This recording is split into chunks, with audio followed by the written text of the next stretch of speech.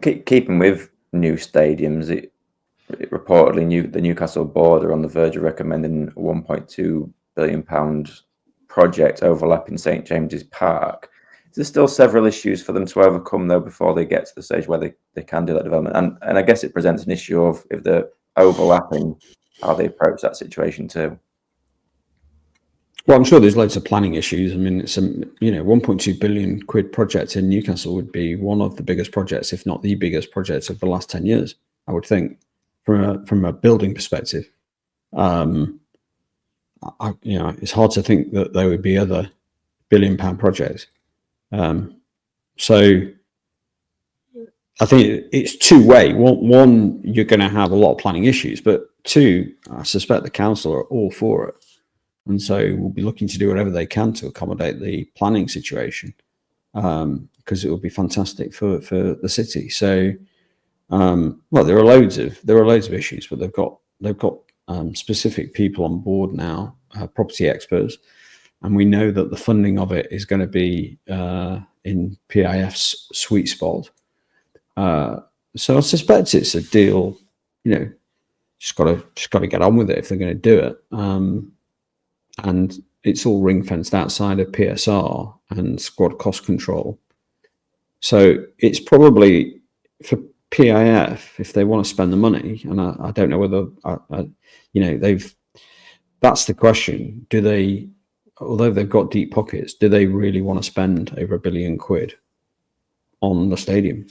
That's the great unknown. But it is probably the key way in which Newcastle can start to bring themselves into the mix whilst we have financial fair play type regulations, because without the stadium, it's just very, very hard to see how they can generate sufficient revenue to pay a wage bill that competes on a regular basis. Don't get me wrong, they've done it incredibly well so far on a wage bill of under £250 million to compete, get in the Champions League, compete on the field, as we saw the other night, to sign the players that they need. And they've signed players. Their transfer market work has been excellent. Generally, I mean, every team fails on some signings, but generally they've done very well in the transfer market. But they've done that all with quite a low wage bill relative to, other teams like Liverpool, City, Chelsea, United. So, but they need more revenue. And at the moment, because of the way the rules work, they're kind of, not completely capped out, but it's not that easy to justify big associated party sponsorships.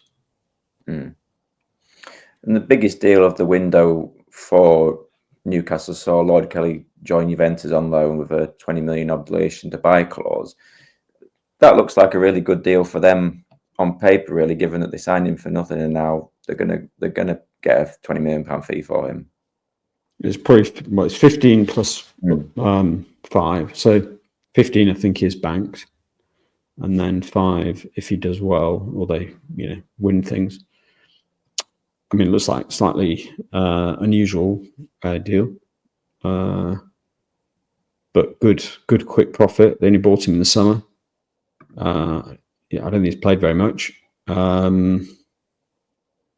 And Juve obviously see something in him that, then, I mean, I guess 15 million is not a big fee these days. So, not going to move the dial significantly for Juve, but Juve are quite strained in terms of their finances.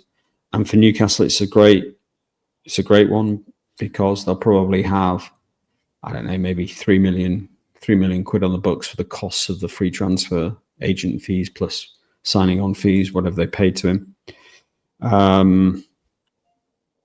And so it's a good, pure profit. I don't know, maybe best part 12 million quid.